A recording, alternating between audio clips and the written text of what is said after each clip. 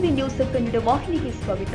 ರಾಮದುರ್ಗ ತಾಲೂಕಿನ ಲಿಂಗದಾಳ ಗ್ರಾಮದಲ್ಲಿ ಅಕ್ರಮ ಮದ್ಯ ಮಾರಾಟ ಎಗ್ಗಿಲ್ಲದೆ ನಡೀತಾ ಇದೆ.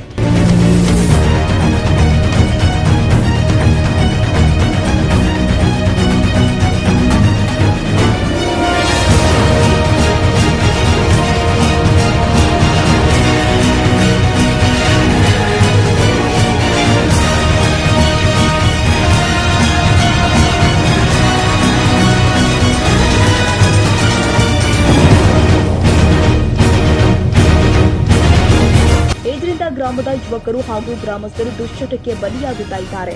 ಈ ಬಗ್ಗೆ ಗ್ರಾಮಸ್ಥರು ಪೊಲೀಸರಿಗೆ ಮಾಹಿತಿ ಕೊಟ್ಟರೂ ಕೂಡ ಯಾವುದೇ ರೀತಿಯ ಕ್ರಮ ಕೈಗೊಂಡಿಲ್ಲ. ಗ್ರಾಮ ಪಂಚಾಯಿತಿ ಅಧಿಕಾರಿಗಳು ಸಹ ಕ್ರಮ ಕೈಗೊಂಡಿಲ್ಲ.